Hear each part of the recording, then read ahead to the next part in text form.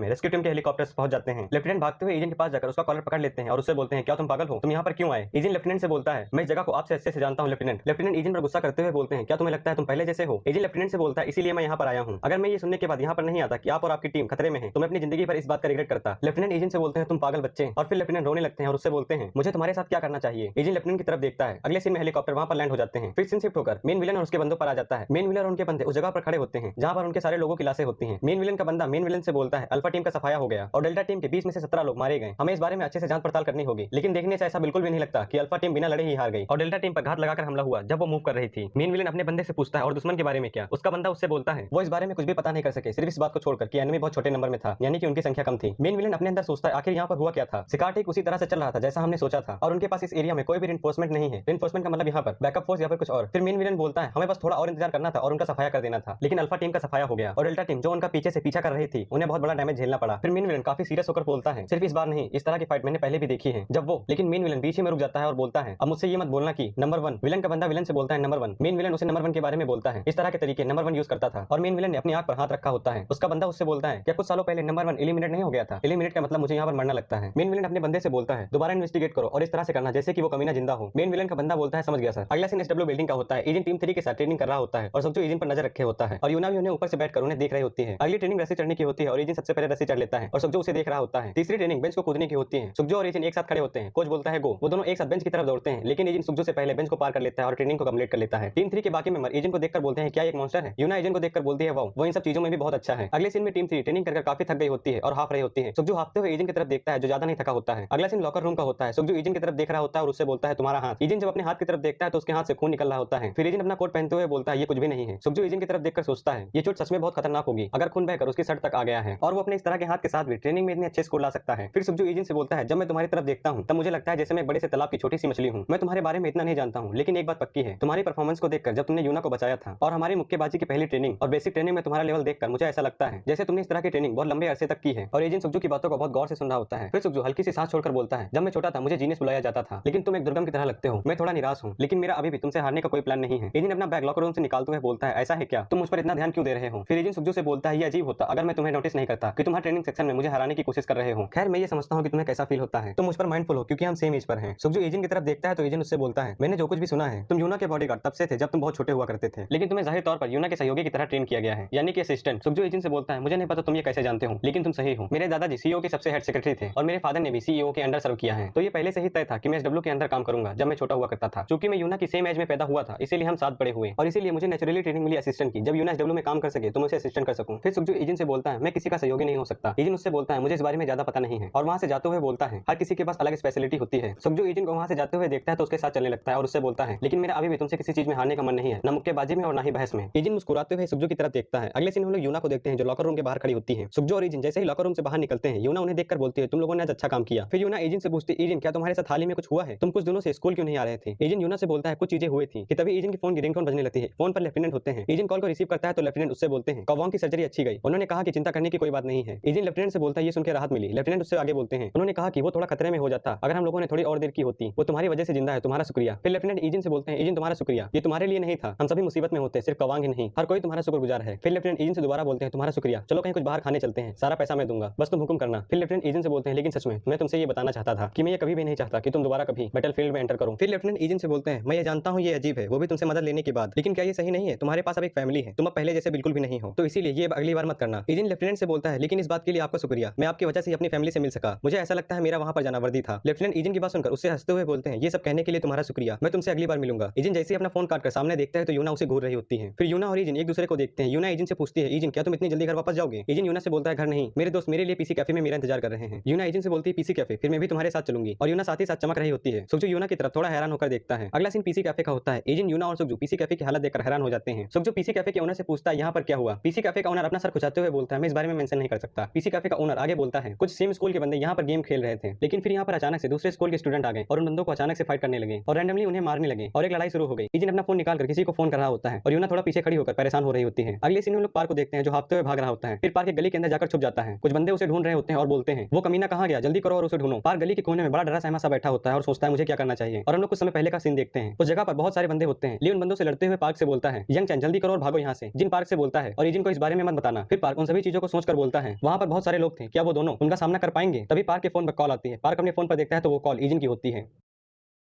तो और भाई लोग कैसे हो आप सब लोग?